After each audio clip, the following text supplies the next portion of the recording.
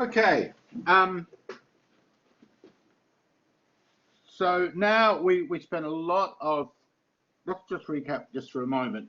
The first couple of weeks we looked at the classical view of political life, and then we spent a lot of time working upon history and that, or thinking about history and the Christian view of social and political life. As you can see, or throughout the course, this is because it had such a huge impact on shaping the institutions and values and character to a large extent of Western Europe. And it is in Western Europe that the transformations which ultimately lead to the modern kind of state. And in the 20th century, there would be a three-way conflict of whether that state would be liberal democratic, socialist communist, or fascist. And the fascist communist, National Socialist one was defeated in the Second World War, and those forms of state that were like that started to also tumble. Communism, at least in the economic, combined with political, which is sort of definitive of what it is, as opposed to China, which in many ways, in terms of the actual state formation, is far closer actually to fascism than to communism. And I would even say now there's features of the modern state in the West, which ultimately have increasingly less to do with the liberal democratic formulations and emphases, and share certain affinities with the socialistic and even fascistic components of government. And that's a long story. I would just say that in embryo, and I touch upon this also in the course I give on revolution, but in embryo you see that those three kinds of possibilities of the state really emerge in the French Revolution. And I think the reason for that is that we're not just creatures of ideas, in spite of the fact that it's very easy to think that, because when we talk about things in terms of ideas, but the actual reality we're living in has been woven out of flesh and blood, of sacrifice, of conflict. That all is historically and contingently driven. And one of the reasons I've taught the course the way I have is because I want you to be aware of the connection between the different theories and the contingencies surrounding it. That's why I spent so long doing history. So it should not be surprising that things that ideationally look so opposed actually come out of the same sets of reality or the same conditions, and then they tend to get accentuated quite differently and define themselves in many ways because of the contingencies that have given rise to their adoption and then the adaptation of the different ideologies. So as I said, we also spent a lot of time talking about Christendom. Now at the liberal turn, which is, in a sense, it's the first political modern program coming out of circumstances which are driven by conflicts around where liberty fits in the scheme of life.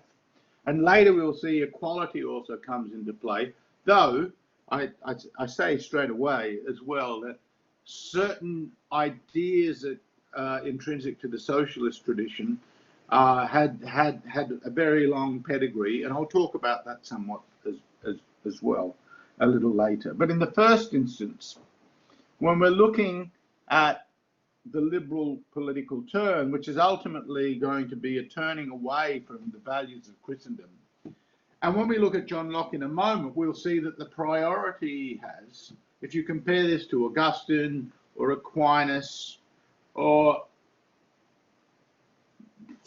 any other Christian thinkers, even though Locke himself was an Anglican, he wrote contributed in ways to theology, but he does it from a deist perspective. You'll remember me talking about deism last week. And deism, of course, was something that was a kind of ecumenical philosophical movement. And when we look at Locke, we'll see government has no other end but the preservation of property. You can see that that is a very long, long way away from the idea that there is some fundamental good that is salvation, and it is the job of the state to help achieve that, or at least help preserve the order, help preserve an order in which the church could lead people towards salvation. So what I want to do now is just go back a bit, and this is somewhat haphazard because it is true that private property of one sort or another has a very, very ancient existence. However, the idea of there being some kind of representation in the political arena where your property is seen as lawfully belonging to you, and initially this is how we need to understand rights. Rights shouldn't be understood at this point, when we're now going to talk about the Magna Carta in the 13th century, shouldn't be merely thought of in the same way when we use the term rights coming out of the Declaration of the Rights of Man, say in the French Revolution, or in the American Declaration, in which again rights are being affirmed or appealed to.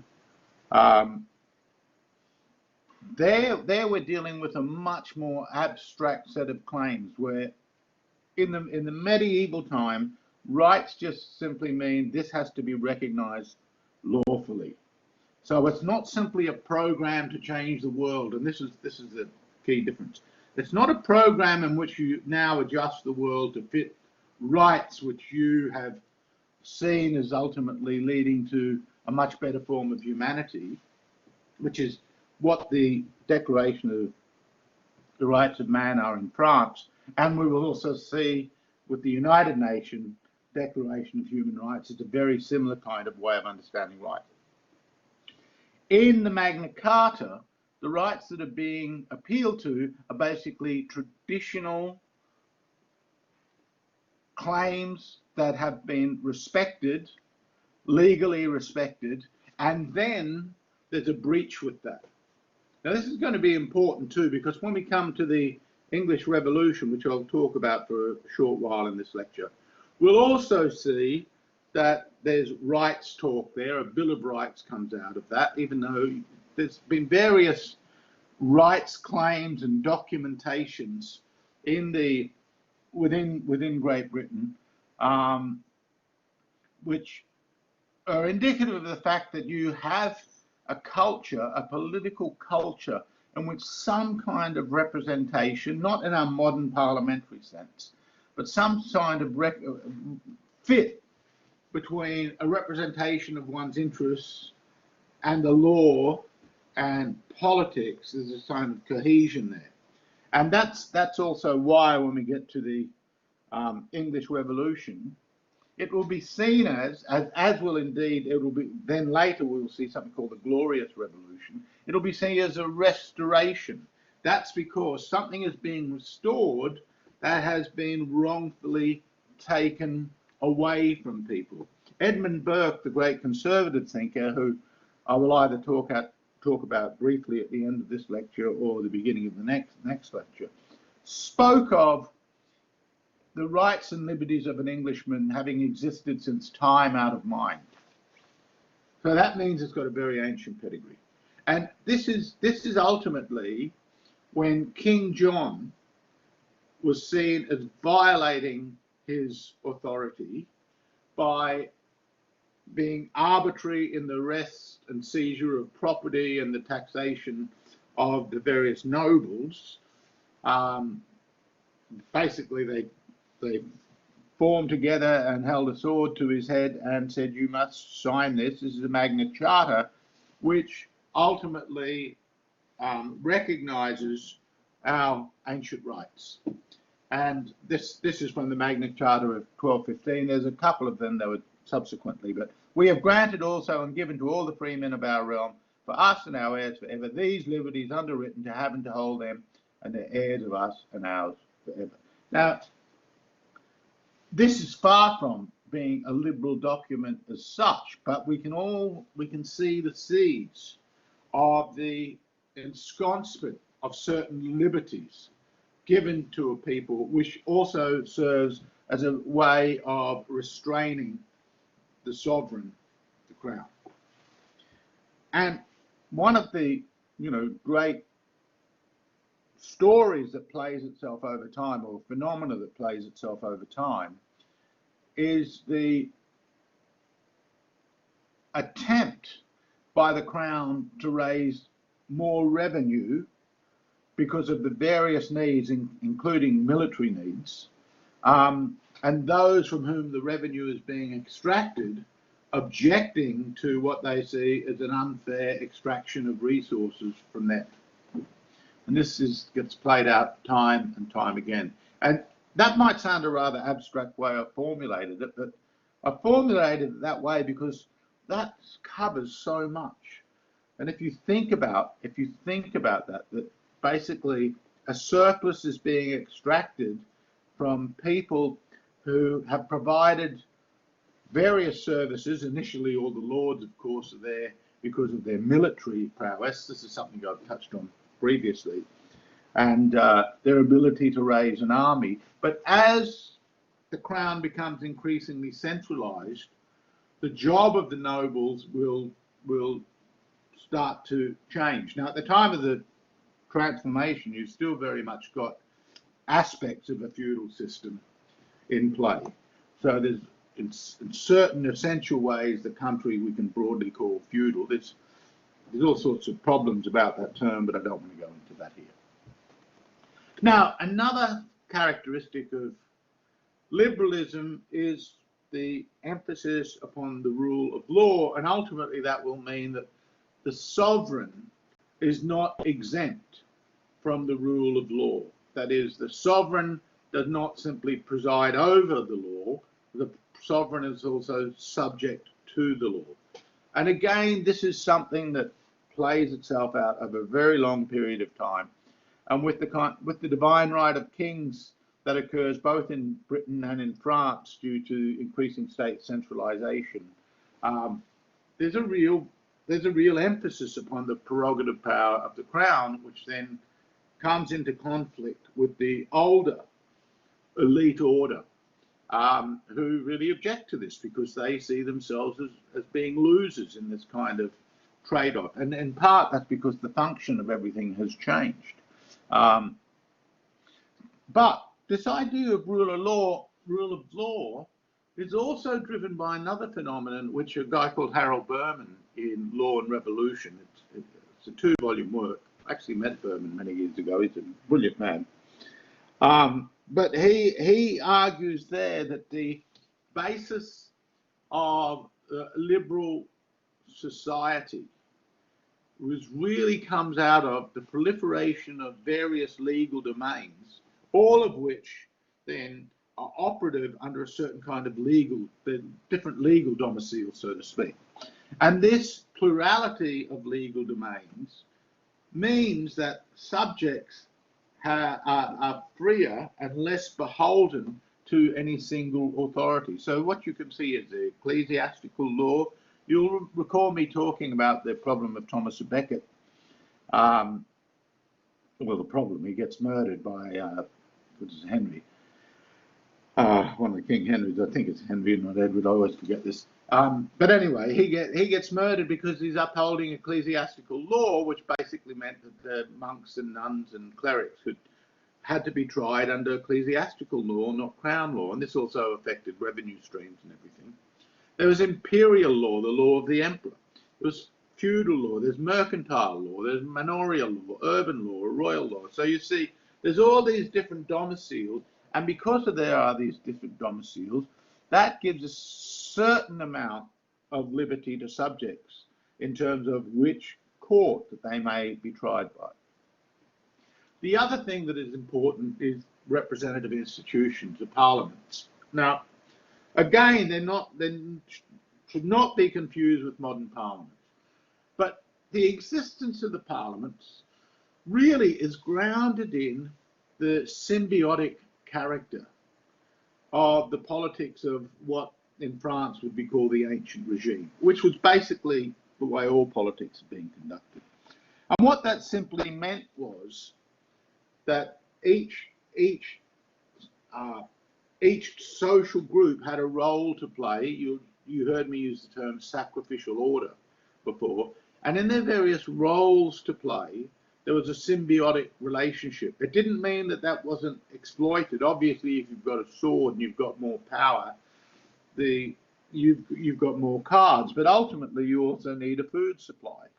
So if you don't offer protection for your group, you're not much good to anybody, and the danger is that you can be overthrown by someone else who will offer protection. So again, I've used that term, it's a great big protection racket. But the parliaments then, and then as the different nobles have to come together and bring their territory to form a greater unit, so you keep expanding the unitary size of territorial size, this creates a kind of council. And again, what you tend to find is kings everywhere where you find kings, they've really come out of a body of electors, so to speak. That is other noble families that have pooled their resources together for greater territorial advantage and protection by being willing to work to devolve some sort of sovereignty to the crown. But the crown in turn has to recognize that they have certain rights and obligations that are owed to them from the crown and the people beneath them. And that's the only way the system is going to work.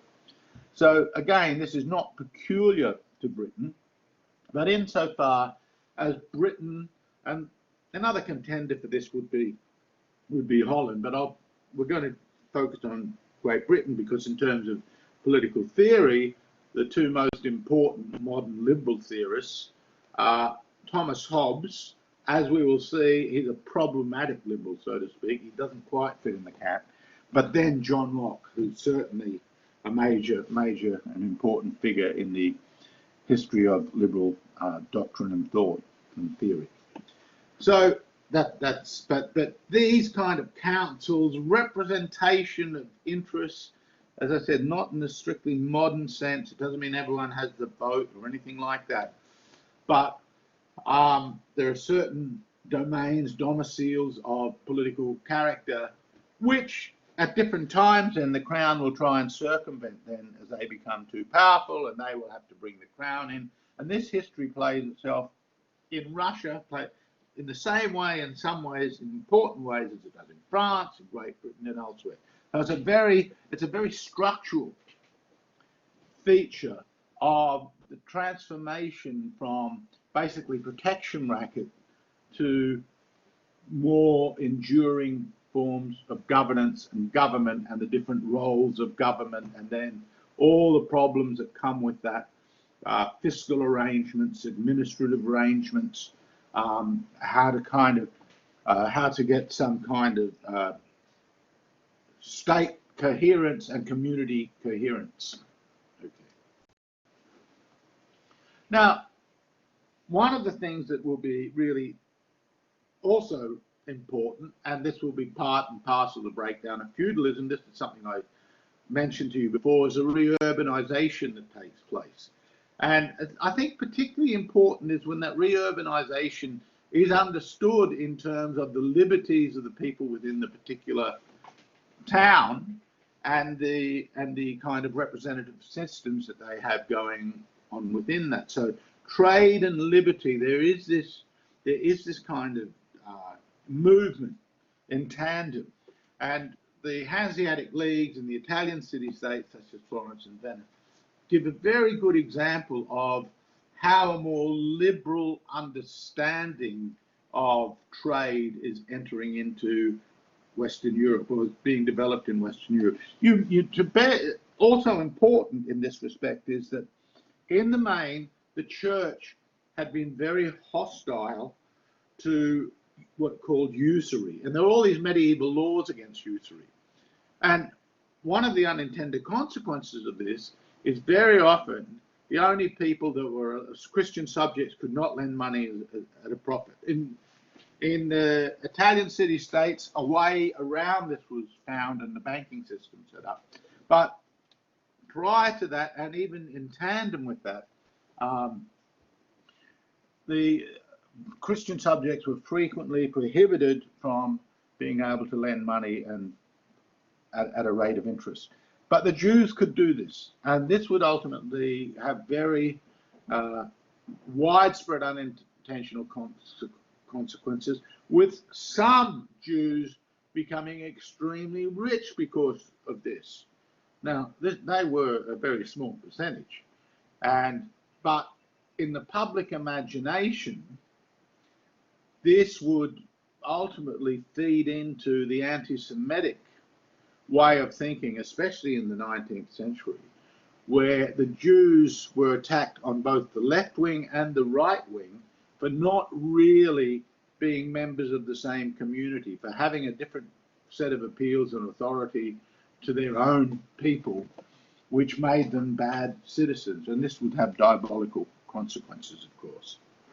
And basically, it's, you know, a few examples will be trotted out as if all these Jewish people were blood-sucking bankers, you know, which was just, well, it was the kind of craziness that abstract thinking leads to, where you're not really being called out and providing evidence.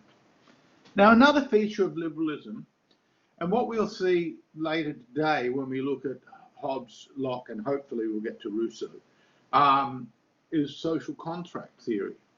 Now, in each case, these theorists are arguing that the way a state is formed is through a contractual arrangement. And what we'll also notice is each of their stories, they're not real history. The closest, Hobbes, I think, gives a picture of life which is structurally closer to real history. I'll say that. In the case of Locke and Rousseau, I don't think they're even remotely close to coming up with something that has any historical backing. And of the three, it is also Hobbes that is most interested in history, so that should not be surprising. He had translated, for example, Thucydides, the great Greek historian. But the thing I want to say is all of them base their idea of the foundation of political life upon a contract, whereas they don't mention the fact that actually feudal society was a tapestry of contracts. So in a sense, it's not surprising that a social contract tradition would come out of a world in which contractual arrangement had been the actual lifeblood, or had been the intrinsic to the formation of that kind of society. So that kind of feudal heritage, of course, that as commercial society arises, those kind of contracts start to give way, but it is still part of the, in a sense, the heritage of that culture. Another feature that will be really important to the development of liberalism is the need for tolerance, and this arises out of the religious wars, which of course were sparked by the Reformation. And finally, we'll talk about secular thinking. Now, in the cases of Hobbes, Rousseau, and Locke, although at different stages they will mention God, the fact is that their way of doing business, thinking about politics, is a million miles away from what we saw in Luther, or in Calvin, or in Augustine, or in Aquinas, or in anything, in a sense, in terms of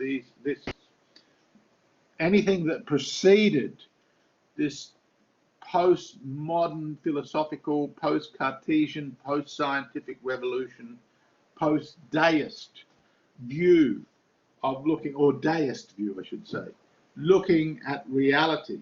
And as we also mentioned out, a lot of this goes back to the humanists, even though the humanists often weren't straight out secularists, and the pioneers of modern scientific evolution. Now, The other thing that we need to bear in mind is that with the centralisation of the state, so again, military purposes, administrative purposes, that this translates into judicial authority, legal authority, the concentration of power in the crown went hand in hand with this doctrine of the divine right of kings. Now, this idea, it had seeds of its pedigree as far back as St. Paul, because St. Paul had argued, as you recall, that political authority is divinely sanctioned. But the reason Paul does this is he's basically saying, we Christians don't really care about that. We'll do what you say, but you can't have our hearts. So it's not really,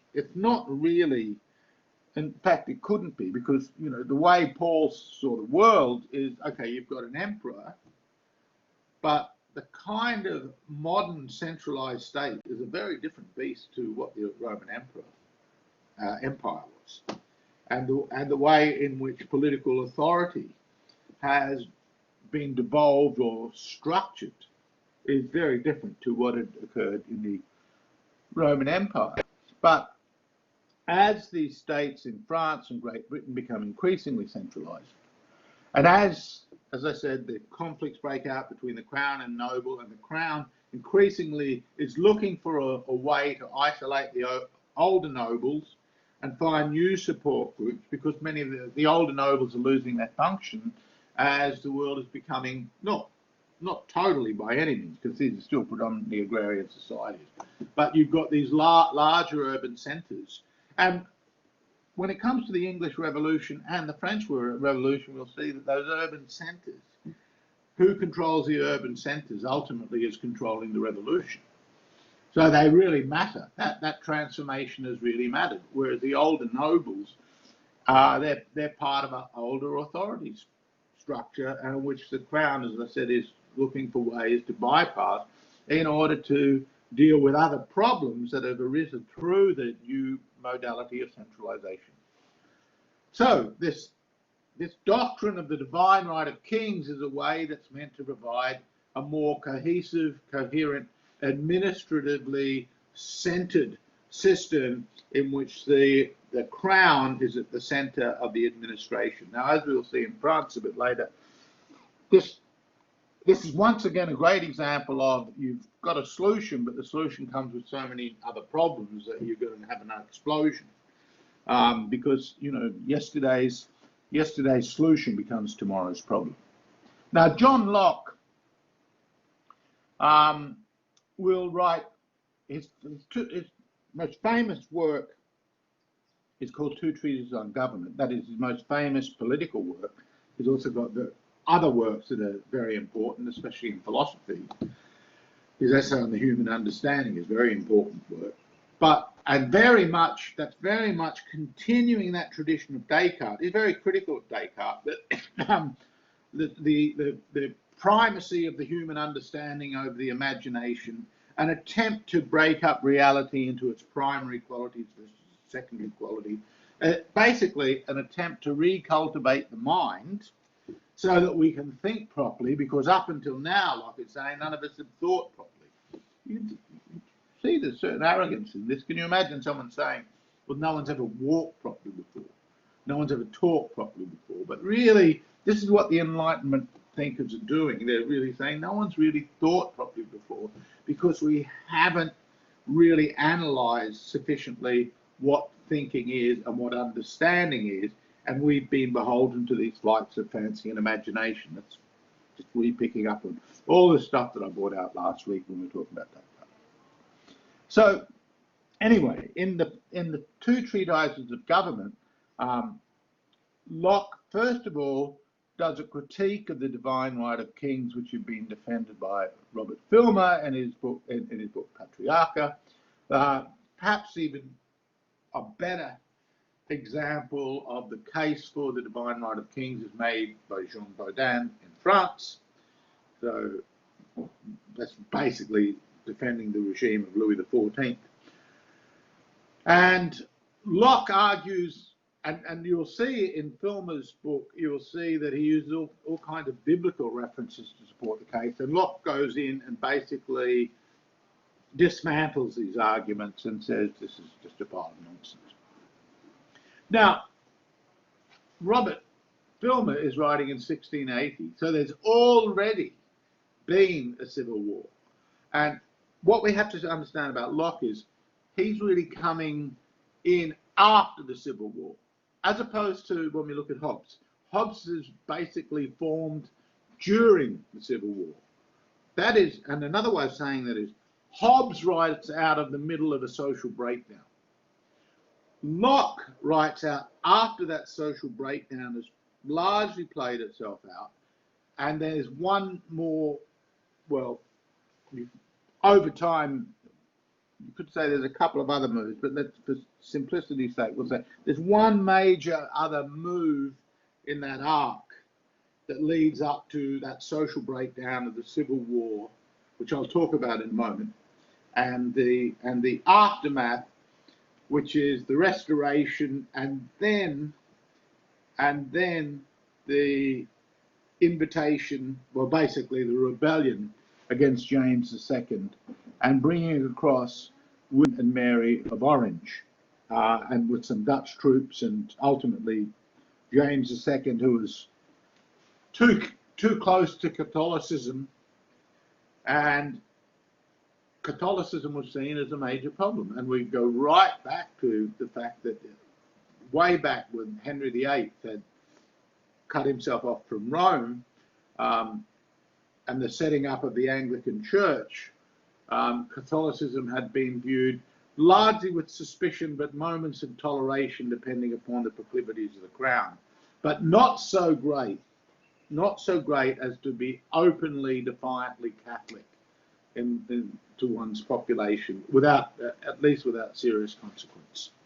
I don't want to go into all that, I could qualify that, but overall what's being played out. And even when we read Locke, for example, in his essay on tolerance, we will see that he makes the argument that atheists and Catholics, they basically cannot, liberties cannot be extended to them. And there are all sorts of then constraints upon after this, even though it had long been tacitly accepted, but after James II flees England, and the new Bill of Rights is set out, and William of Orange and William and Mary sign off on it. There's the stipulation that the crown can never be Catholic. Okay, and ultimately too, when it comes to voting rights, there will be restrictions upon Catholics, and that would last a long time. Okay, so look, let me just talk briefly about the Civil War. And as I said, I think it's important to see the Civil War and the Glorious Restoration as a kind of arc, even though, of course, the participants aren't realizing that that's going to happen. But no one ever realizes what they're doing when they're doing it in political action. This is why, if the one thing that I can drive home to you throughout the course is, beware of thinking that because you have an ideological commitment or a program that you would like to see played out in reality, beware of thinking that it will play out in reality, because it's never worked out that way. The program and the practice are always going to deviate, because the program is abstract, simplified, the easy peasy version. The practice is the complexities where those designing the program hadn't thought about all sorts of things, because we don't know everything. We know so little. We've got pea brains. If we all remembered we had pea brains, perhaps the world would be a little less chaotic. Okay. So Charles needed money. We're talking about Charles I. He had basically had to approach the Parliament. A long Parliament had begun, but ultimately it wanted to reduce the Crown's powers. Now, I'm really oversimplifying this, but he needed money for his court, and he needed it for military reasons. And now, at this stage, England is becoming a great power. But as I said, it's no longer dependent so much for its revenue stream, not for its revenue stream, sorry, for its military campaigning upon the old noble families. And what you've also got is you had a whole lot of new players now come into the game of property ownership, in some ways thanks to Henry VIII, supporting people that have supported him and taking property not only from the churches and handing that out in monasteries, but also those that support him in his various struggles. Anyway, you've basically got a new gentrified elite. Again, I'm simplifying this, but they're not. They're different. They're different to the old nobles, and their relationship to the crown is very different. But that's where wealth is being focused in this, to some extent, in the urban centres as well, with rich merchants. But by and large, agrarian economy. That's where Charles needs his money from, and he keeps dreaming up new ways of bypassing Parliament, trying to build up his military, also pay for the court, this is driving the Parliament crazy, because they're basically seeing that the Crown is using prerogative power and usurping his powers to extract concessions and resources to them that they haven't agreed to. As this is happening, England is at war with Scotland, and Ireland, it's also part of Great Britain. The Catholics are rebelling, and so in a sense, this is largely why Charles needs money. And the Royalists do a deal with the Irish, but the parliamentarians side with the Scots. And the thing about the Scots is Charles has managed to get the Scots offside, because he's wanted to introduce, basically he's wanted to enforce Anglicanism upon a community which is largely Calvinist, predominantly Calvinist, certainly in its elite groups. It's Calvinist, and they don't like this. So he's trying to force upon them a book of common prayer, and it's a way of trying to create a common culture within the kingdom. And this is just something that just drives them nuts. So ultimately, this leads to this conflict between what's called the Cavaliers and the Roundheads. The Roundheads being the new gentry, of the most famous of whom was Oliver Cromwell. And when Charles is executed, Cromwell becomes Lord Protector. Basically, he's set up a republican government that is a dictatorship, and it didn't last. And when he died, his son was supposed to be a successor. You can see straight away that you've replaced one kind of dynastic order with another, even though it's ostensibly republican. So also in the midst of this chaos, and it was very chaotic, and further financial chaos, this leads to a restoration. Basically, there were too many opponents of this new order. It just didn't work. And the problem is still very much old antagonisms that go back to Mary Queen of Scots being a Catholic, and Elizabeth trying to ensconce Anglicanism, and eventually Mary Queen of Scots, of course, being executed, and another Queen Mary. So there's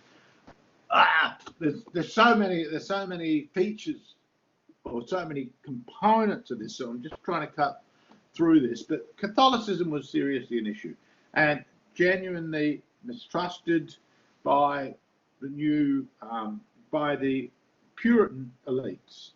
And Charles II had been very sympathetic to Catholicism, and ultimately he converted on his deathbed to Catholicism. And James II also, again, he couldn't be so publicly Catholic, but his sympathies and behaviour was so Catholic, this led to all sorts of hostility, and this led to what's called the Glorious Revolution. And the Bill of Rights, which draws upon appeals to the Magna Carta, but ultimately is trying to limit the powers of the Crown to do major things, at least, without some kind of parliamentary approval. So we're still far from being a representative democracy. But John Locke will use this as a kind of template for what might be. And he gives a normative argument which kind of fit those circumstances, but it's so abstract that it also goes way beyond these particular contingencies and circumstances. So this idea of representation now, as I said, is who is represented? Well, ultimately it's going to be, as we see in Locke, very small group of people. Might be, I think it might be 8% of the population, might be less, a very small group of people. And it's all built around who's paying the taxes. Now then, once you've got power, you can extract resources from those below you if you can. But that's another business. But it's primarily about the major tax flows and representation for them as property owners. This is a very interesting part of after William and Mary of British history. I just mentioned in passing, and that's the supporters of the Stuarts. So James II flees, goes into exile. And then his daughter, by I think it's a Mary Stuart, is meant to be. He basically says she's going to be my successor. And so there are people in Scotland and in Ireland and in parts of England who are supportive of the Stuart claim. So basically, you've got different claims to who should be the monarchy. And you've got different reasons for supporting the claim. And you've got different groups that support the claim. So in Scotland, it's mainly the Episcopalians. So that's kind of the Anglican wing of the Scotland. And in Ireland, you've got the Catholics. So you've got a very disparate group who have reasons for wanting to go back to the older order. But of course, it's not really going back. It will be a new kind of social formation. That's called the Jacobite, and that will persist till pretty well the middle of the next century, and there will be the famous Jacobite rebellion. Okay, I'm just mentioning that in passing because in a way that shows a very long tail of the revolution, but it's really the Glorious Restoration that, in terms of mainstream transformation, is of the victors brought about by the victors. That's all. Okay. Joe, I just mentioned there had been the War of the Three Kingdoms. That was why there was an attempt to raise money. Ireland had been Catholic, but there was an attempt to systematically settle the program, and to settle Ireland was Protestants, and this would be the source of a never-ending wound that seemed to go right through until the problems in Northern Ireland, which aren't completely settled. It's much better than it was 20 years ago when people were blowing each other up. 20 years or so. Just trying to remember exactly when that. Maybe it's 1998. Anyway, I can't remember the exact year that a deal was broken, but through much of my lifetime, in Northern Ireland, the conflict between Catholics and Protestants was really savage. In fact, my former boss here, a very good friend of mine, he's an Irishman, and he said his own house had been bombed, caught up in the conflicts going on. He was from Belfast. I mentioned Scotland, which was Presbyterian, that is Calvinist, and having had a Scottish reform in 1560, they had abrogated any papal authority, so the attempt to impose the prayer book upon them. Because you've got to remember too that Anglicanism, it's not Catholic, but from a Calvinist perspective, doctrinally, it shares all the problems of Catholicism. In fact, it's probably got a few added on as well. So there's no love lost from the Presbyterians to the Anglicans. And the other big problem with the Catholics was, I'll go back now, is their loyalty was to Rome. What I'd said about the Jews, earlier, that they were often seen as suspect because who were they loyal to? Well, this is exactly the same thinking that was made of the Catholics. If the monarch is the head of the church, which is what happens once you've got Anglicanism, then who are you loyal to? And that's a different issue with the Presbyterians and the Calvinists, because they're ultimately politically loyal to their own community. So that is ultimately going to be consistent with the national kind of sovereignty. But the Catholics are beholden to Rome and influenced by Rome. And that's why they're seen as always politically suspect. And they had attempted to blow up the Parliament in the famous gunpowder plot by Guy Fawkes, who was caught under the Parliament. There was a TV reenactment of this, or dramatisation of this, a couple of years ago. You should watch it just to get. There's a bit of fiction in it, just to get a sense of the time. And then the oath of allegiance had been passed. Now, the other thing with the Anglicans were quite happy to persecute the Puritans, and the Puritans were amongst those who went off to America in the Mayflower. So there was this lingering hostility. And given that the many Puritans were powerful landowners, and Charles I imposing Anglican prayer books on the Scots, you can see that there's this real interplay of social position, social location, and political contestation involving resource extraction, taxation. So this is a very simplified, but it gives you a picture of the. Now, Thomas Hobbes I said that he is really formed by the Civil War, the breakdown of social order. And in some ways, the thing about Hobbes' view of politics is it's pretty well a view of politics that you can see has application to wherever you have social breakdown. I said to you before that it's not historical.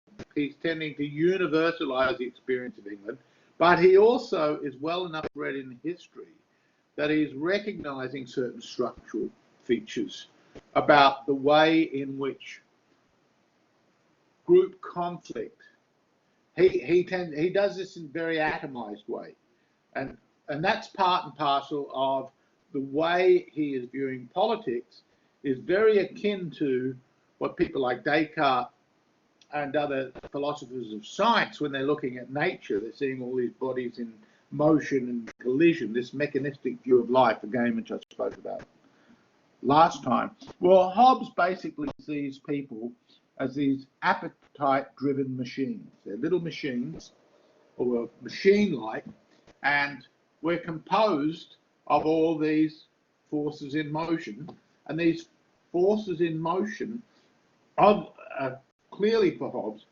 analogous to, so what takes place in the physical world is analogous to what we are as human beings. Now this has got to be very important, because one of the big differences between Hobbes and Locke is Locke's theory is very normative. That is, he basically finds a moral set of principles which he appeals to, which are based in reason rather than nature. So he creates this disjuncture between the mind and nature. And in Hobbes, that's all much more all of a piece. So to put this another way, his theory is really based around force rather than morals.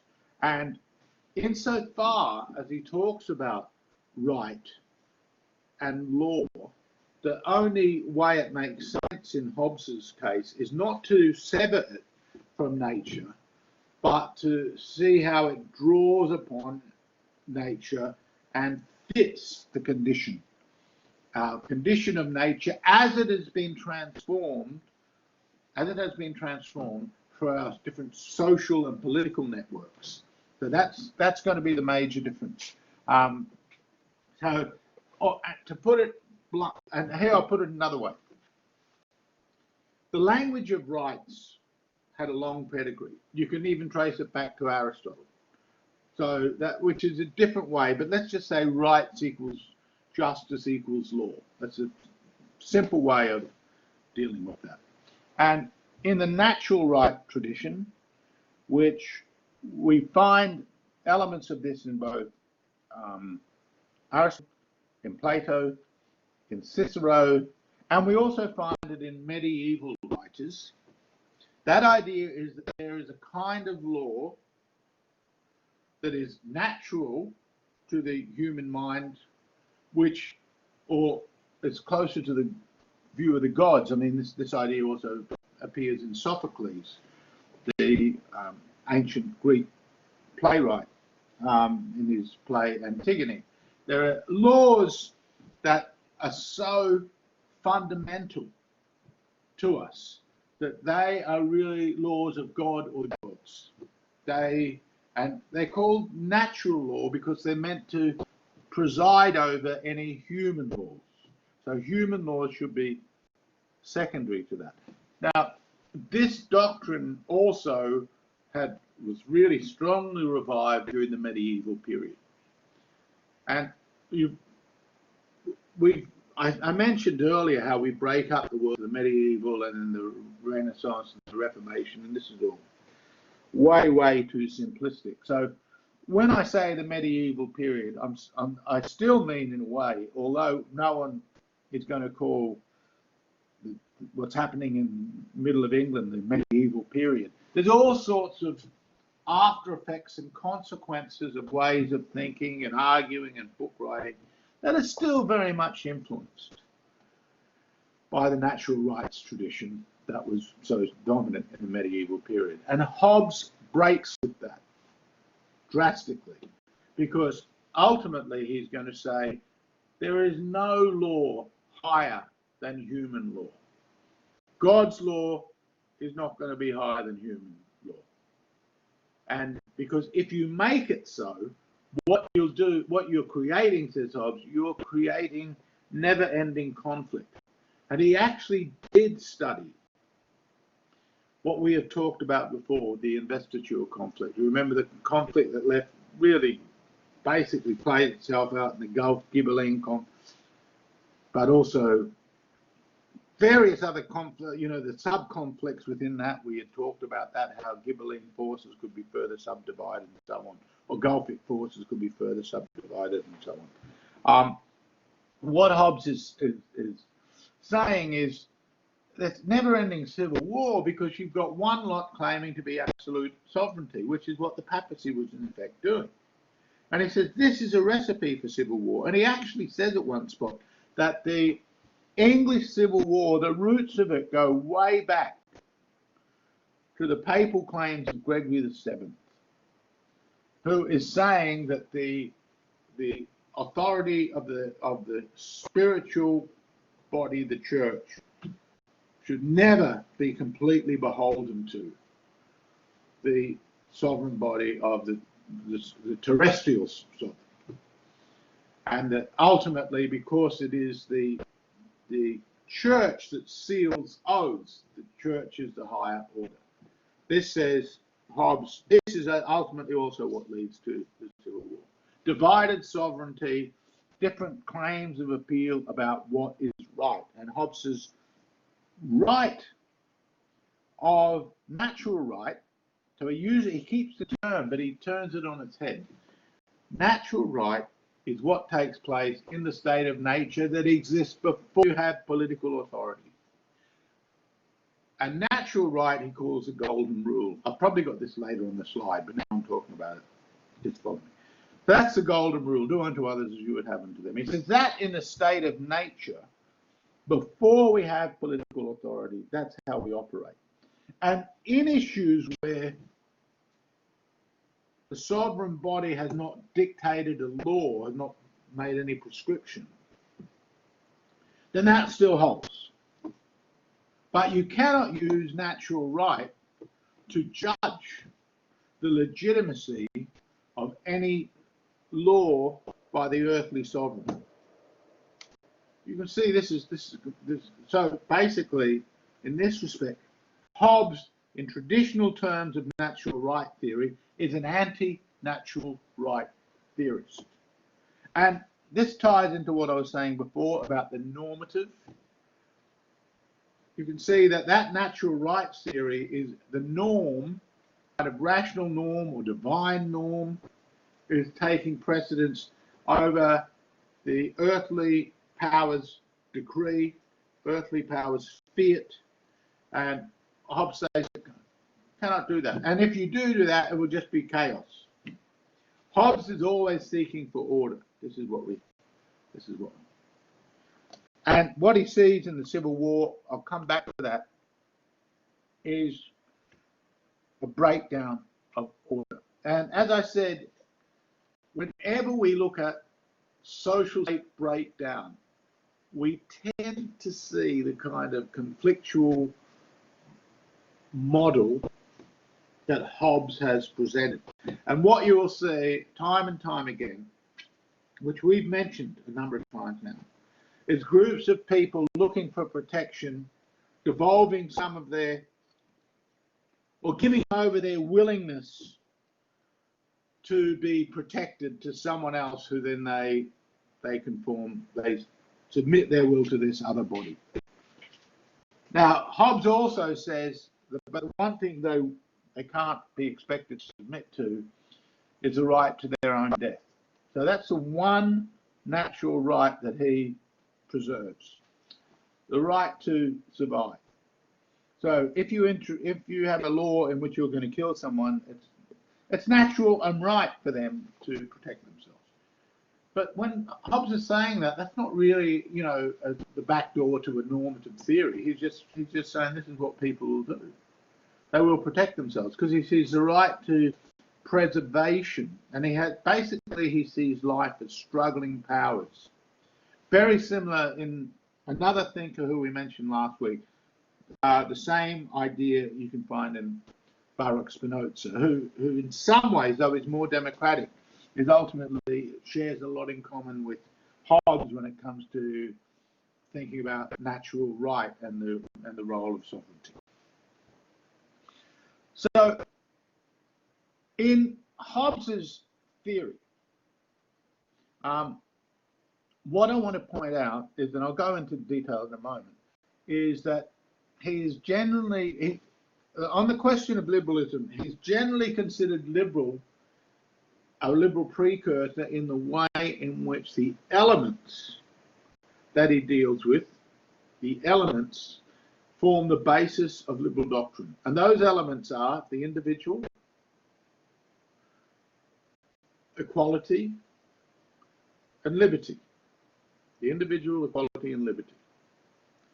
Representation and sovereignty. Now, as I said, he does it through a model that is really an analog of natural conditions. And then he sees transformation that takes place once you have a sovereign power and once people decide to compact into society. And this is very ahistorical. It's not historical. He moves straight out of the state of nature into the world of civilization. And he basically says life without civilization is nasty, brutish, and short because people are in a war of all against all. And civilization gives them all these benefits, but to have all these benefits, they've got to hand over their authority to a sovereign. And that sovereign must not come under challenge from any other contender to sovereignty. So to try and avoid civil war means that the power of the sovereign has to be absolute, with the exception, as I said, about everyone has a right to their life, because they'll have that anyway. They will just act upon that anyway. So that's, in that sense, it's a very illiberal view of political authority. You've got no way of, in a sense, bringing power back from the sovereign once you've devolved it, once you've given it to. So then what Hobbes also does, he gives a lot of advice to the sovereign about how they should act if they're trying to keep order. So it's not an argument in favour of straight out licentiousness and the abuse of prerogative power. Because he's seen the Civil War, he sees where that leads.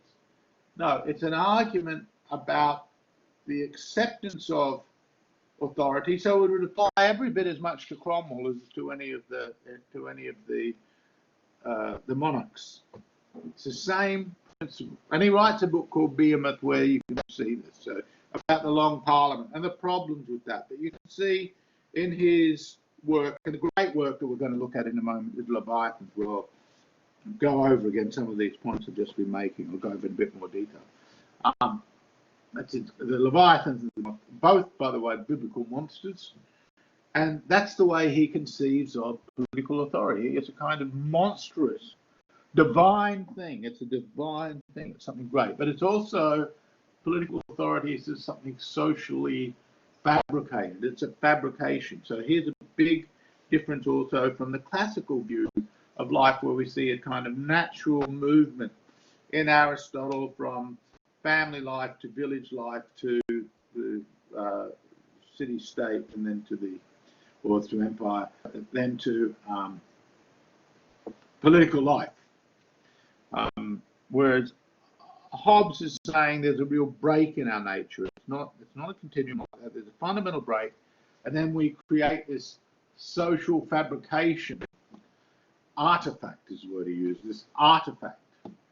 And the idea, this is going to have very fateful consequences as well, because if something is an artifact, much like a machine, remember we've said he's interested in physics, he's interested in this, he corresponds with Descartes, he's interested in all these new scientific ideas.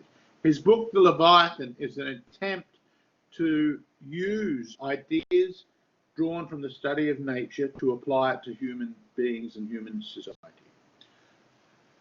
Now, just as Descartes and the other scientists were saying, if we understand all the machine-like mechanical relationships in nature, then we can find a way then to build machines that operate in mechanical terms, that is, in accordance with the laws of nature.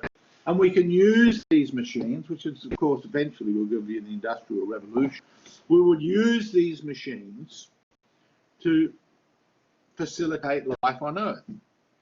Again, you should recall from Descartes, it'll alleviate the burdens of labour and help stave off diseases and this kind of thing. So this is the picture. Now, Hobbes is saying the state is like a machine. Now, if it's like a machine, that means you can tinker with it. You can change it. We often hear the formulation. This is a very mechanistic formulation. The lever state. I remember when Paul Keating was treasurer, before many of you were even born, but that was a term that would appear a lot in his vocabulary. So that basic idea is suggesting that the state will function in accordance with what those with the program will want it to do if they can just get the mechanics right.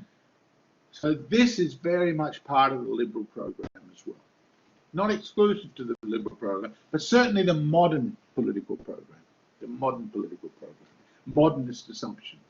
And it's not without a whole set of problems. Okay. Now, as I said, Locke, unlike Hobbes, will come up with a fully blown liberal democracy. So I've said he applies scientific method to politics. Like Machiavelli, Hobbes is seen as one of those early political scientists.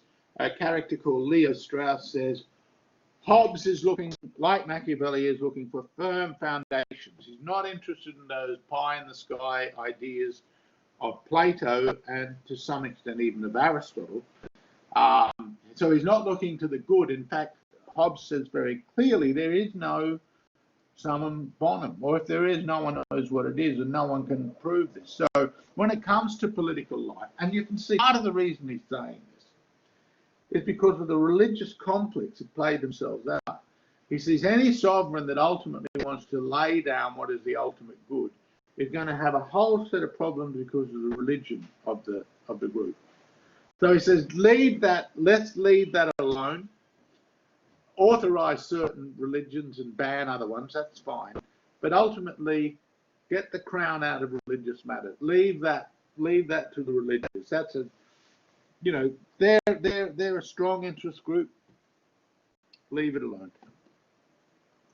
Unlike Machiavelli, Hobbes has no interest in what he calls vainglory. And you'll remember in Machiavelli, his view of the republicanism, his view of and his view of the principality, the importance of glory is central. Glory is central to his vision of what is a motivating, and it's bound up with patriotism. Hobbes is neither really a patriot nor, and certainly not into what he calls vainglory. He thinks it's silly. Hobbes is much more interested in everyday order. He wants just order, and he thinks that's really what people want when they form a political science. They just want to do the things they want to do, which is work in conjunction with their appetites, and you'll see this in some ways, this also fits Locke's idea, work in conjunction with the appetites, but ultimately stop them destroying each other, because it's in the state of nature we have no political authority. It's sheer chaos. It's hell and carnage. It's everybody's appetites. It's getting in the road, and in getting in each other's ways.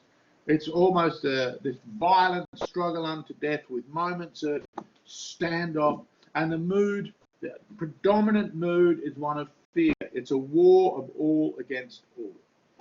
It's a war of all against all, and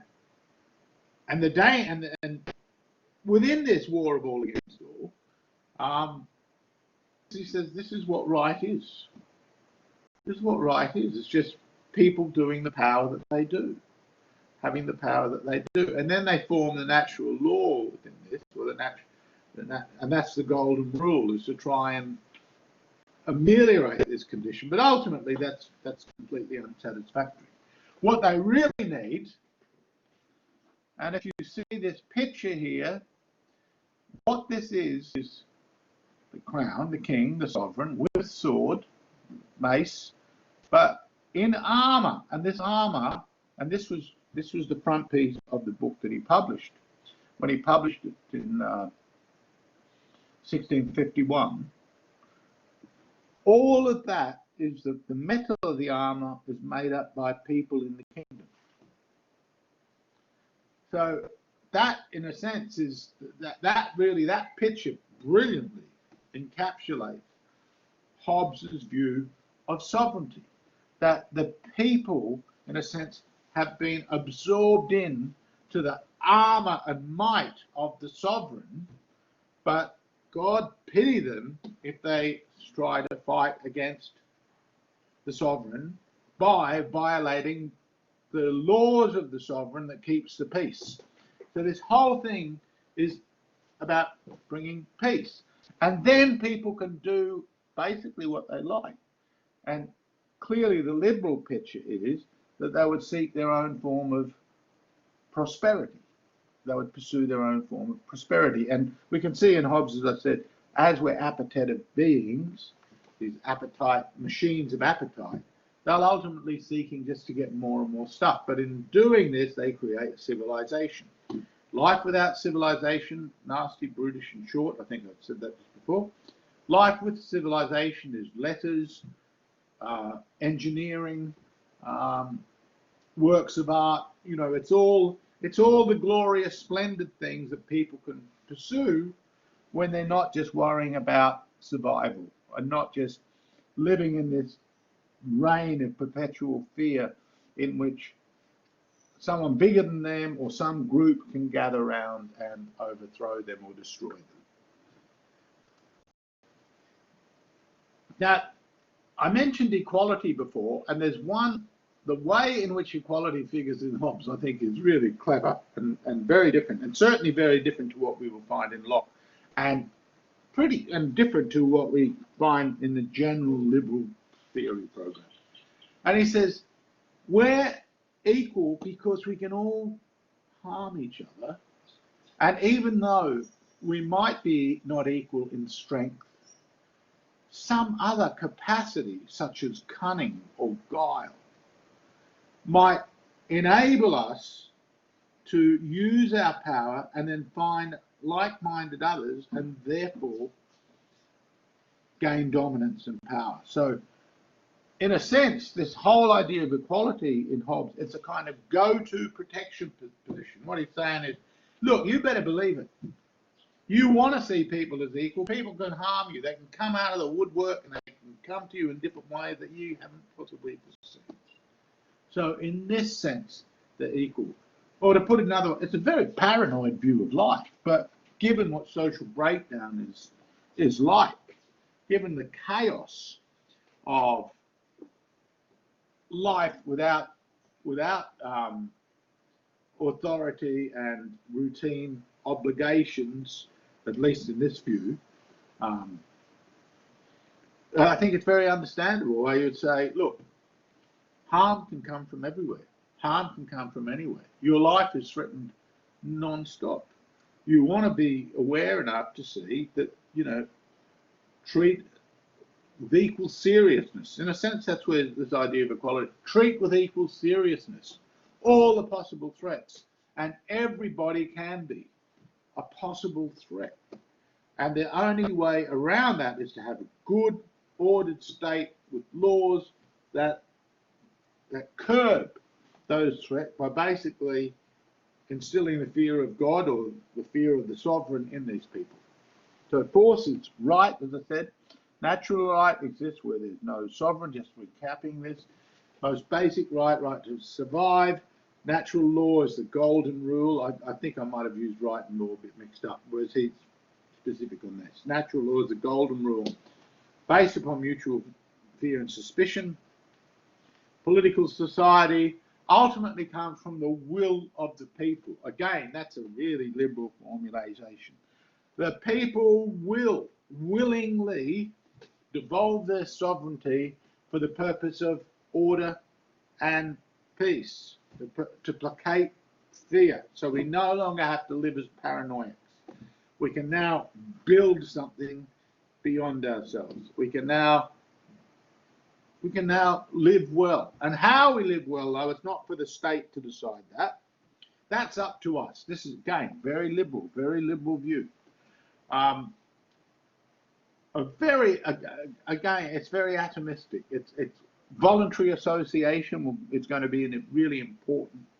That gets formulated explicitly by Locke, but the way we can form relationships with people of the sort that we desire to enhance the projects that we wish to in our life and make the kind of lives that we will. One of the things I think that has tended to be lost sight of in the older liberal project as opposed to what a liberal democracy is now. And this, I think, is a grievous loss, because very often now, and the coronavirus has really brought this out, and this kind of talking out, and we see it everywhere, is politics is now seen as typically associated with leadership, good leadership. Now, in some ways, that's Hobbesian. If you don't lay down good laws, you're going to have chaos, but not really. Because now good leadership really means, and this is one of the serious problems that is confronted by liberal democracies today, is the liberal project has become increasingly directive in the kind of narratives that one can or should not say or must not say, can be penalised for talking a certain way, and the kind of associations one's formed. All of this suggests that what educators are wanting to do today in liberal societies, and this is universities are a very good example of this, as well as school teachers, is they're wanting to lead people to behave in a very specific way, to accept specific things. This is a million miles away from what Hobbes was doing. The older liberal project, and in many ways it was a dominant project until the last generation or two, within liberal societies anyway. That I think around the 1960s is a tipping point here. But the idea is that government is there to facilitate, not to lead, to facilitate. In fact, leadership used to be the kind of word you would hear fascists using and communists using. It wasn't a big word in liberal thought. Obviously, in wartime, it becomes a big word. But increasingly, everything in modern society has seen as you have to adapt an all or nothing warlike disposition, whether that's about the environment, whether that's about how we treat coronavirus, whether that's about our position on sexual mores, a whole lot of things now, because the West is so divided between its traditional and progressive sides. This idea of leadership has come into play that has thrown the whole liberal project in a direction that is far, far apart from either Hobbes or Locke. And coming back to restate that, here the point is you make your life, you make your own life. You're not led to it. You're not, and the state is not primarily involved in building all the resources that are going to be necessary for you to develop your life. There's lots of reasons why we're in the position we are and Hobbes was in the position he is. So although I do see there's all sorts of problems with our position, there's all sorts of reasons why we're in this position, and they're not easy to undo. And the vested interests are simply the way they are because of the way society is structured. Okay.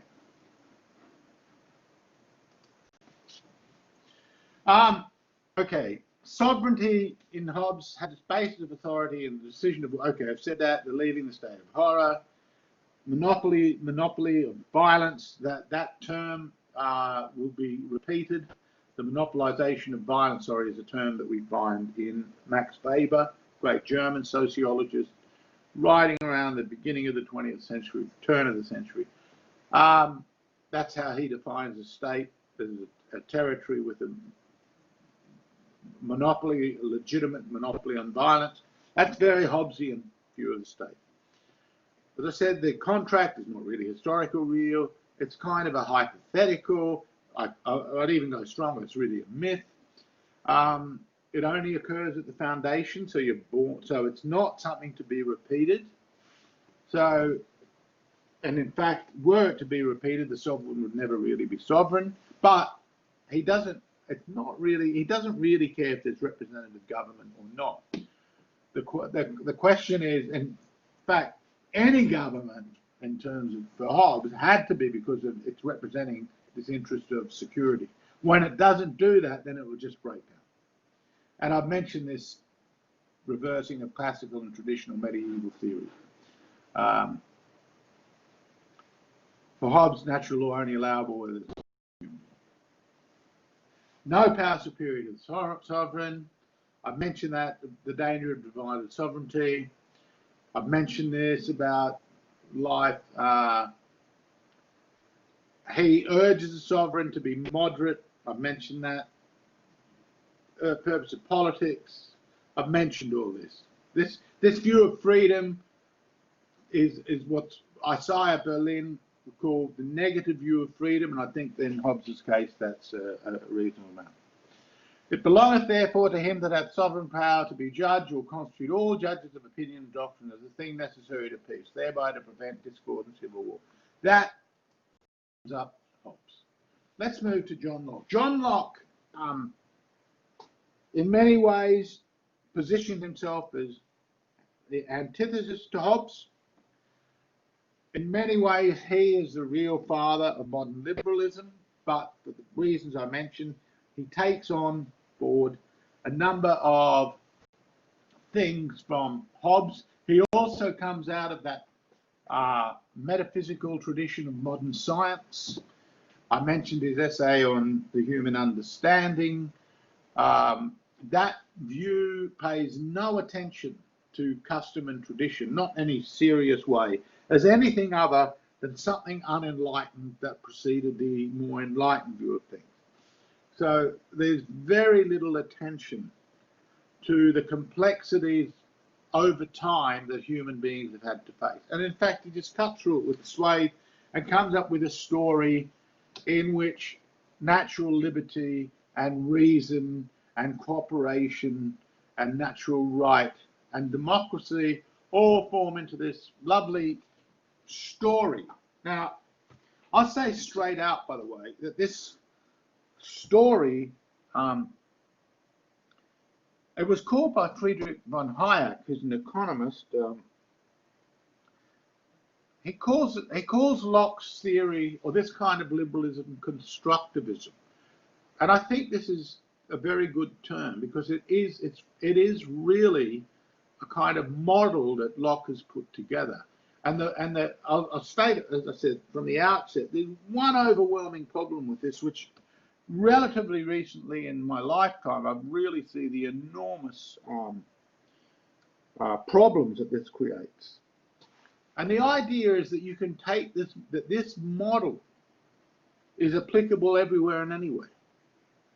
But that means if you just try to drop this model and try to change the society on the basis of the principles and precepts that are operative in the Lockean liberal model, you're going to mess up big time, because what you haven't taken account into, and when I talk about Montesquieu a bit later, we'll see a very different kind of liberalism with Montesquieu, which doesn't have this problem I'm mentioning now.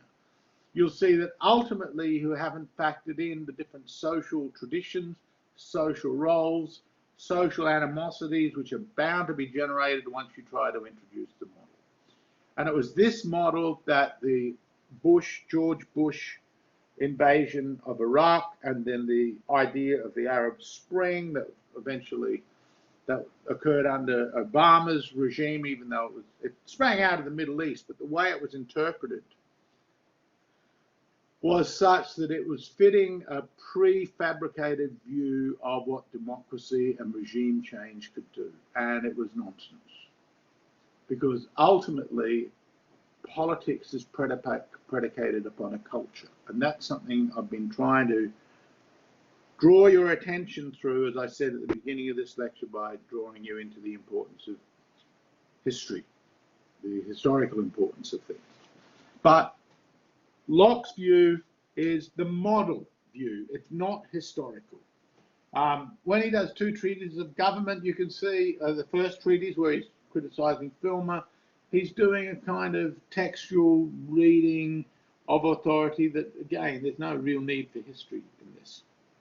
Okay, he's a social contract theory, but the major difference between him and Locke, he accepts the atomized view, he accepts this view of people, he accepts the idea that it's not the job state to dictate the ultimate good, he accepts the idea that there is equality, but equality now operates in a much more normative sense. And it's nowhere near as fleshed out, or no, okay. It's balanced with liberty in a way that when we get to Rousseau, we'll see that Rousseau ultimately was prepared to sacrifice freedom for equality. Equality in Locke's term is only a relative degree of strength to it. So it's not primary, it's a very formalistic view of equality.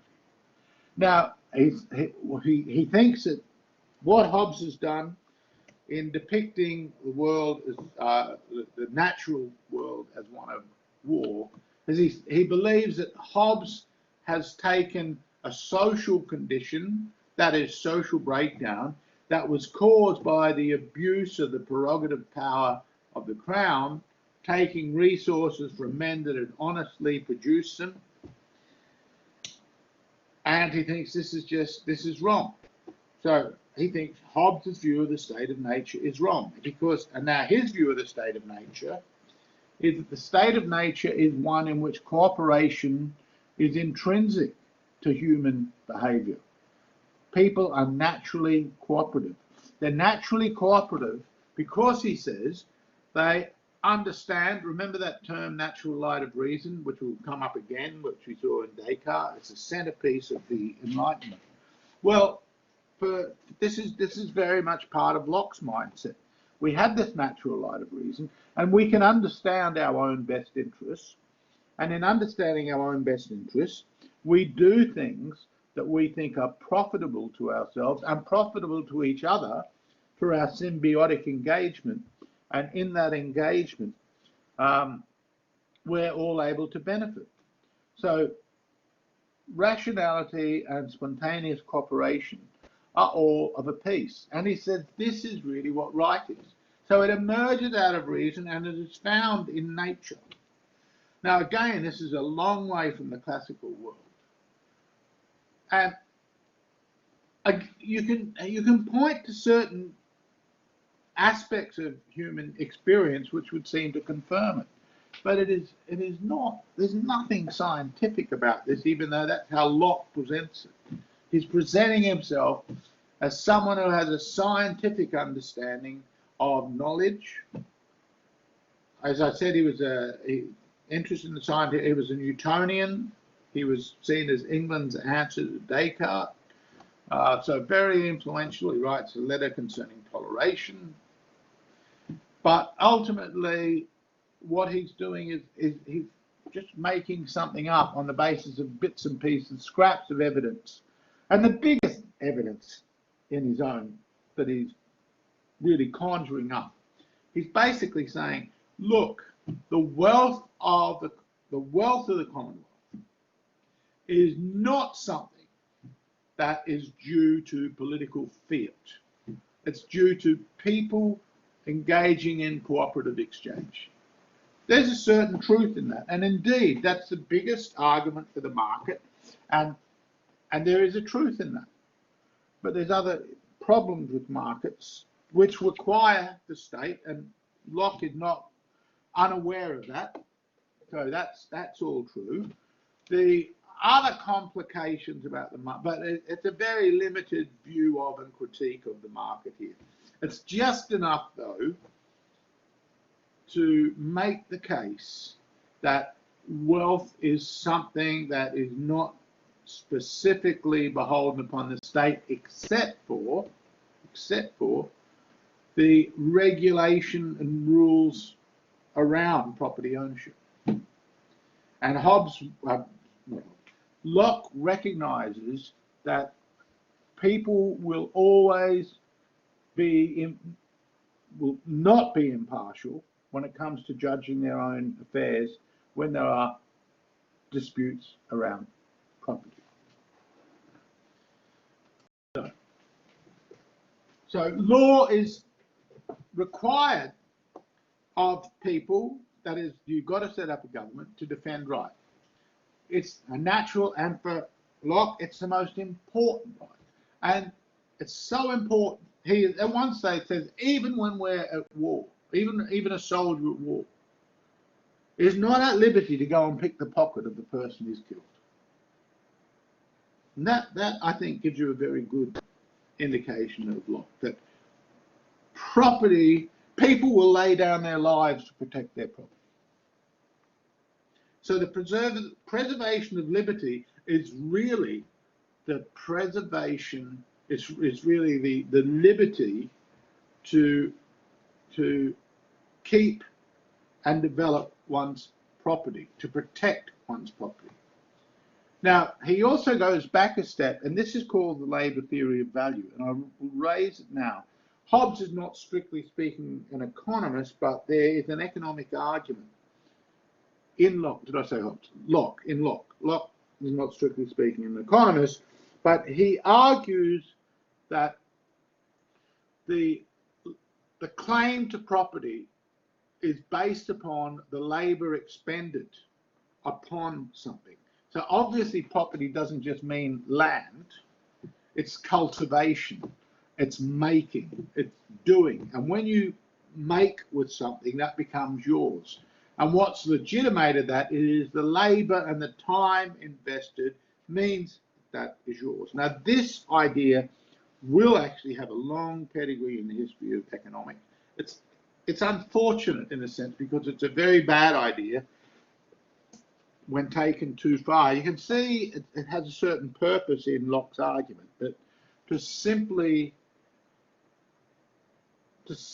argue this is what gives something value, which he does, is not a very good understanding of the way the market works, because I can go and dig a hole in the ground all I want, but it doesn't mean that anyone wants to buy it. Locke's view of human engagement and human activity is such that he sees that our capacity expended upon things and the capacities as well, so the things we make, the cultivation we do, the landed property therefore that we have because we're cultivating upon it, and the talents that we have, that these are all property. And his world is one in which the right of exchange, associations that are based around some kind of mutual profitability, one's body then and one's talents and one's cultivation, these are all intrinsic to the development of social life, and that they're not dependent upon the state doing anything other than preserving them. But having the qualities is not the result of state action, but it's a state of our own inner rationality, our own spontaneous action. So the role of the state, again, as I said with Hobbes, it's really to facilitate, not to dictate the kind of things you can do. Where it comes in to dictate is that in preserving your right to voluntary association, preserving your right to property once you've had it, or your right to your talents. You can't be enslaved by someone. He then argues that so what the social contract does is people come together to protect their property. That's why they've done it. And they realize that the expansion of the division of labor, which ultimately is intrinsic for the development of any kind of commercial society. So once you've got all these different tasks and jobs and different things that you can do, that this property has to be protected. These rights have to be protected. Contracts have to be kept, have to be protected. So all these laws start to proliferate. And that is where government is. That's the whole point of government. Sure, it's to stop crime, but crime is not just murder. It's that, but it's also theft. They're the big crimes, so to speak. And the state is really necessary, and especially once you've got money, the state is necessary to ensure that everything runs smoothly. So then the question is, given that people have come together to have their property rights recognised, what happens when the Crown uses their authority, which is how Locke basically sees the English Civil War having emerged?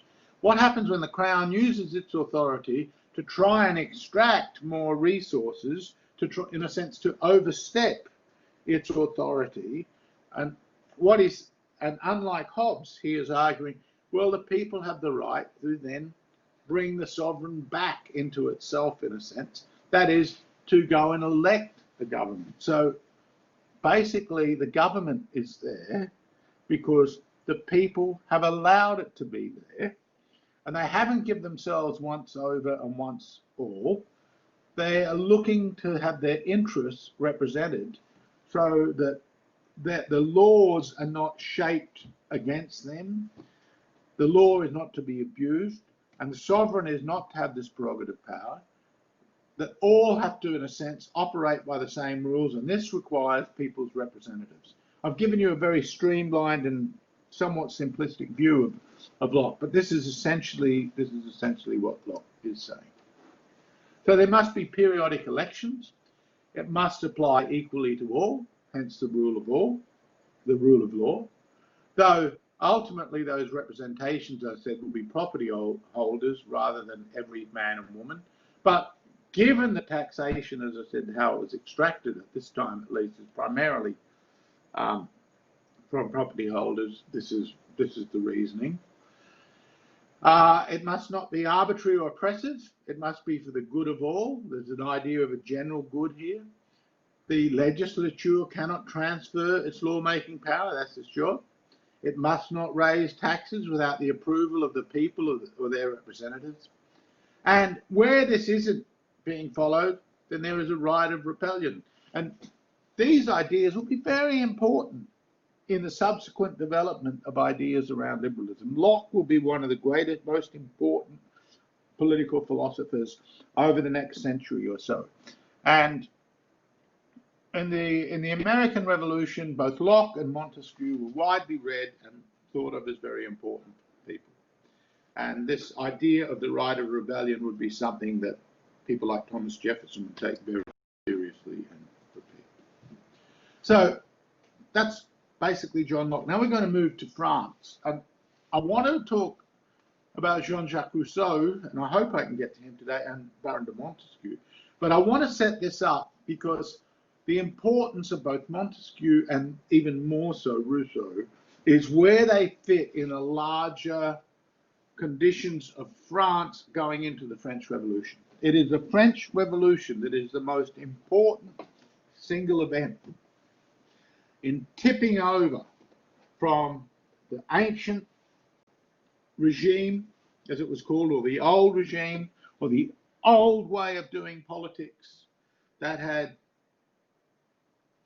really, in one form or another, had been very recurrent in the way it, with certain moments of difference, like the Greek city-states or empire. But even then, even in empire and with the crown, we see these, as I've been emphasising, these protection rackets, the different roles of different classes, especially the warrior class and the priestly class, the agrarian class, and then a commercial class. With the revolution in France, a completely new kind of elite is formed. Ultimately, the ideas of the Enlightenment, which I'll talk about in a moment, play a big part. So, but before I talk about Rousseau, I want to put it in a broader picture. There's some things very specific about Rousseau, but it's where Rousseau fits on the larger map and what is taking place more generally that makes it more interesting. First of all, let's talk about religious wars and religious changes, which brings us way back to, the Reformation. But the French Calvinists had moved from Geneva and moved into southern parts of France and moving up through France. And they were considerable in numbers. They weren't the majority, but because of the kind of professions they had, they tended to be more literate. Remember talking about the Reformation being a big boost in literacy, especially amongst the reformers. They were more literate. They tended to work in the towns, and they tended to do well in business. And ultimately, they would also change the areas where they congregated. They would ultimately act as a kind of attractive force, even changing the religion of their protector, of the noble in the region. So, but the problem was that there was a lot of hostility towards the Huguenots, not only at the upper echelons, but also horizontally, that is amongst other Catholics who resented the Huguenots. And ultimately, religious wars dominated France for well over a century, more than a century.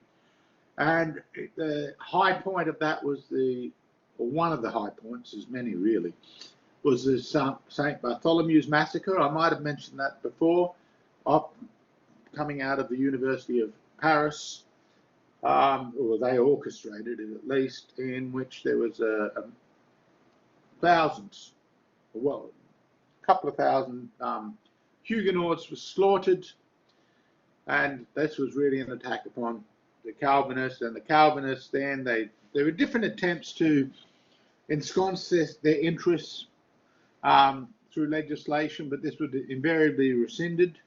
The Huguenots either spent time in exile or eventually, over a very long period of time, hostilities died down, and they were okay as long as they were basically ignored and could go about their business. So this was, you could say that in France, it violently suppressed the Reformation in its treatment of the Huguenots. And this was long term, I can't go into it now on my War and Revolution subject, I did go into it in much more detail, but this would play a very big part in the characteristics of France being the French Revolution being the first anti-Christian revolution. The first anti-Christian revolution on Western soil, since Christendom had, in a sense, got built up. It would be the Jansenists, and the most famous of them is Blaise Pascal, a great scientist. Blaise Jansenist would basically absorb various heretical doctrines that were Protestant doctrines into it. It was a Catholic movement, but it was very much, its thinking was very reformist. And this would be another tension and various things happening in France in religion that were ultimately tearing at the unifying social fabric that is meant to be generated by religion. There were also wars of the Fronde, civil wars by nobles protecting their parliaments and feudal and territorial customs of regions against royal encroachments. Not too much, not altogether unlike what the nobles were doing against John in with the Magna Carta. Obviously, when we go into detail about this, we start to see the difference. But basically, it's territory and region, and the Crown seeks to bypass this older form of authority as a new means of tax gathering, militarization is occurring, a new kind of centralization. Cements monarchical absolutism in France. The Jesuits had become very important. They would end up being very hated and ultimately expelled because the Jesuits, we mentioned last week, they're the army of the counter-Reformation. They're basically the servants of Rome, founded in Spain, but the servants of Rome. And one reason they don't really fly in France is that the French church had severed itself in all sorts of ways from Rome and was called the Gallic Church. Anyway, it would not be until the latter part of the 18th century, just a couple of years before the Revolution, that Protestants really had rights. And Jesuits would be banned in 1760. Now, the church would also be deeply divided. So, okay, let me just say something here. There's a lot of people, once you've got the Huguenots coming back in, you've got a lot of people in France that are really hostile to the church, and the Crown has tied itself so closely with the Catholic Church, even though it has all sorts of separations from Rome. That's no longer really the issue. The fact is that amongst certain groups, amongst, let me put it this way, amongst the most literate group, the group that is going to be the elite new power during the revolution, so the drivers, the spearhead, the head of the revolution, there's a widespread acrimony and hostility, especially to the upper clergy. It's generally hostile to Christianity, but the upper clergy and lower clergy are already so divided in terms of the poverty of the lower clergy, the wealth and opulence of the upper clergy, the political power of the upper clergy, the lack of that political power of the lower clergy. And this will all come into play in the hostilities that break out in France. I should also mention the Freemasons. I don't think I've got them. I may have mentioned them before. There's very little written on this, but there's no doubt, in my mind at least, that the secret lodges that were set up in, well, in various parts of Western Europe, but in France there was something like 700 of them prior to the revolution, that these were really important points in the spread of ideas around deism, which would ultimately be fueling the ideas of the Enlightenment and ultimately a very anti-clerical. So that's the anti-Christian. The other thing is that the Estates General had not met since 1614. I won't go into the details here of how they got in, how that had came to be, but ultimately the tradition of the Parliament in France was really a judicial mechanism, not a political representative mechanism in the modern sense, or even remotely like the English sense. But it hadn't met. So that was, and yet these are important players in town and in their own minds, in the towns especially, of some kind of provision of authority to how taxes can be raised and money spent. And so here's a big source of discontent. And there's great social division and failure and basically inequality of taxation. The biggest burden being felt by the poorest, especially the peasantry, who basically feel very squeezed. So they're very angry. They're not in any way, shape or form, they're not the head of the revolution. They are kind of this great swarm that at different stages create the momentum which are going to be used by others seeking much more political, much more obvious, manifest political gains. And we can see this because in the second constitution, when the Jacobins come to power and introduce a new constitution, I can't remember the exact figure, I shouldn't know this, but I think there's something like 6 million potential voters and 4 million will abstain, and they're nearly all peasants. So they don't really care about any of this. But you've basically got, you've got three estates, the church, the nobility, who own most of the land between them, the populations and the peasantry,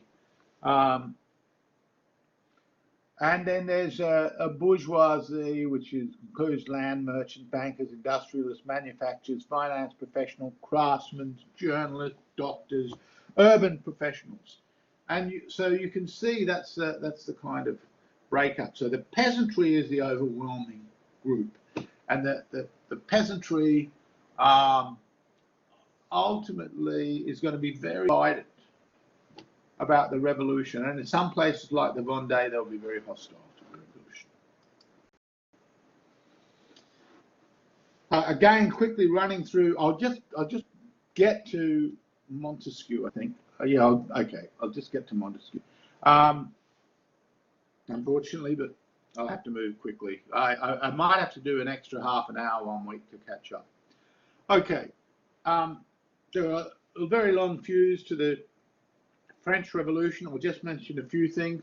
Basically, military affairs or military interventions, the 7 Years' War, all triggered, not only, but very much driven by military competition with Britain. France also supported the American War of Independence, which is ironic given that the American War of Independence is against the Crown, even if it's a British Crown. And in both cases, France poured in a lot of money and lost a lot of money. It left it in one of the big reasons had a financial crisis. Not the only thing. And there are a series of other crises, including bad harvests, which led to rising grain prices, which led to chaos in Paris and other cities because of the cost of bread. There was an exposure. These crises also exposed systematic failure in France's fiscal system. The tax system was basically broken, and the administrative and system of government, the tension between the classes, especially the upper and lower clergy, more important even, probably the most important, is really between the urban professionals who were wanting to get more and more political power and saw their opportunities thwarted. Some of them had joined the nobles, and there were tension. This spilled over within the noble classes. There were the older nobles, the nobles that had come out of military families, so the nobles of the sword, the nobles of the robe. Again, that could go a fair way back, but you could buy an office. You couldn't buy your way into being a noble of the sword, but you could buy your way into being a noble of the robe. So you'd have a political office, and you could use that office to basically go and gather money from those under you, they would owe you money because you had bought this office.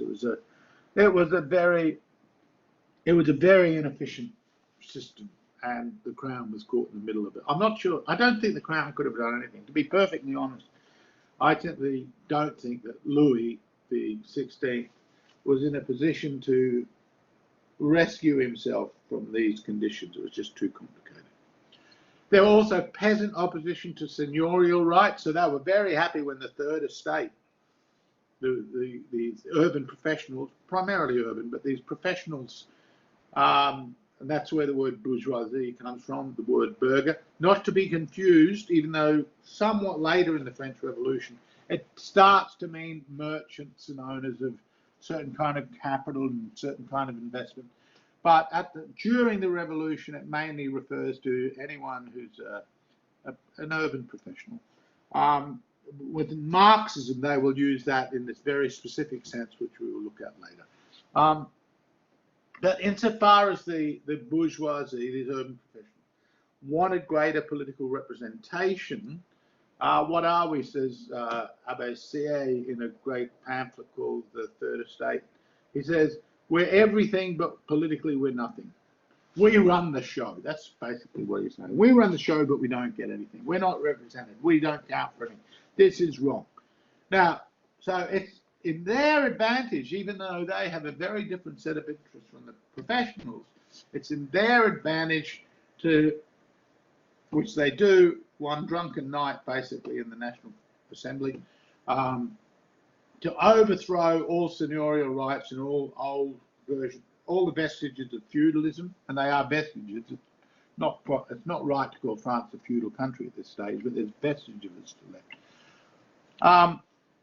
To overthrow this, it's in their interest, and so they're hoping to get the peasants on support, because it's ultimately their political aspirations that turn this from social chaos to being an opportunity to redraft the Constitution, remake the Constitution, and it goes through a number of phases.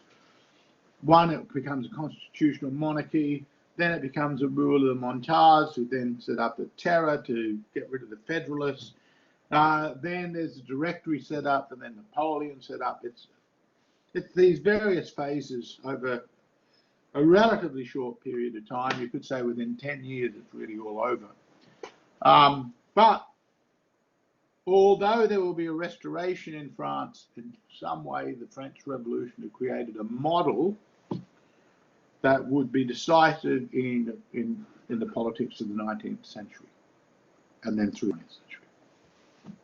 I'll come back to the key ideas that were driving the professional. Now, I'll just say this: the professional classes were very literate. I mentioned the Masonic lodges. They would very often be members of lodges.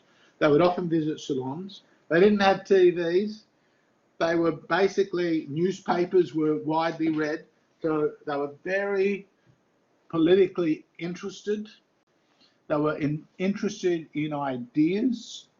And the books coming out by philosophers had a huge impact upon this elite. Whether they were, many of them, and many involved in the revolution had been scientists of one sort or another. I think straight away Jean-Paul Marat, or they had been lawyers, or they had been journalists. I think of Desmoulins. In terms of lawyers, it's big slew of them. Danton, Robespierre, to pick two off the top of my head. They are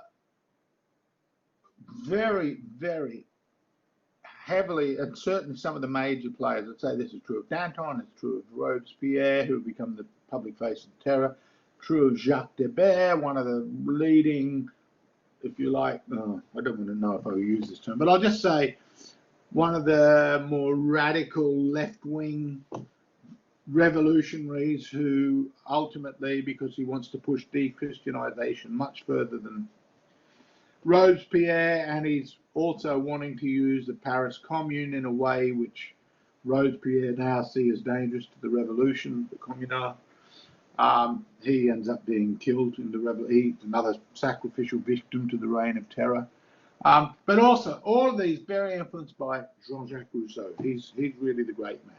But other figures, all of whom are emphasizing the natural light of reason. So they emphasize that reason is more important to tradition, that basically tradition is just a whole set of monstrous steps. Remember me saying that the inflamed imagination that had been part and parcel of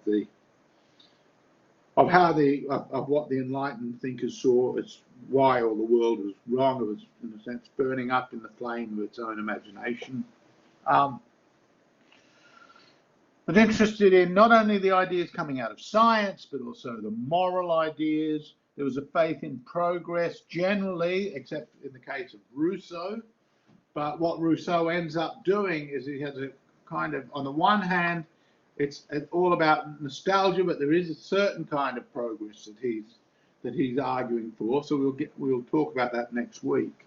In this way, Jean-Jacques Rousseau is both a romantic and a progressive.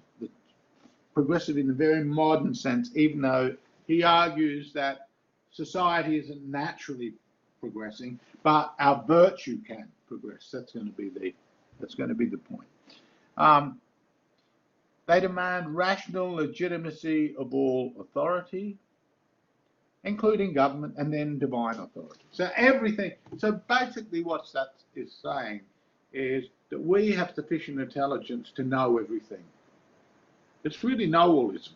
Honestly, if there were more humility to this, I wouldn't say it. But ultimately, this is because what tends to happen is that what people know comes to be equated with reality itself. So the model, in a sense, drives out the unknown contingencies, and it's the known contingencies that feature so heavily in our reasoning processes. Now, this is a very dangerous thing because we don't know what we don't know. This might sound like a platitude, and for many people this is just a platitude, but I'm sorry, platitudes are often really fundamental truths that we care to ignore because we don't think enough about them. We say them and we don't think about them. Okay, there's various other figures of the Enlightenment. Voltaire, he thought Rousseau's doctrines were a bit mad. Denis Diderot, D'Alembert, Montesquieu.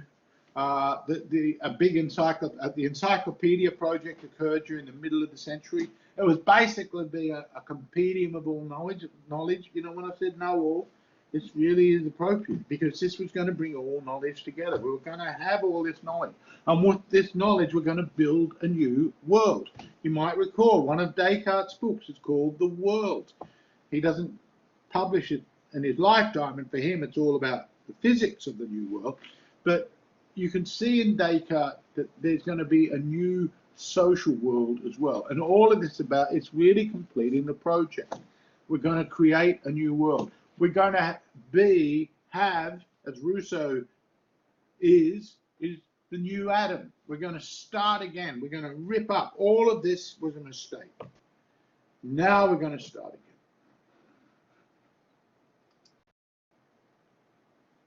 again. Okay, I will end it here. Thank you very much. I'm a little bit beyond, but I know I can catch up. So, see you a week, and best of luck with everything. Bye. See you.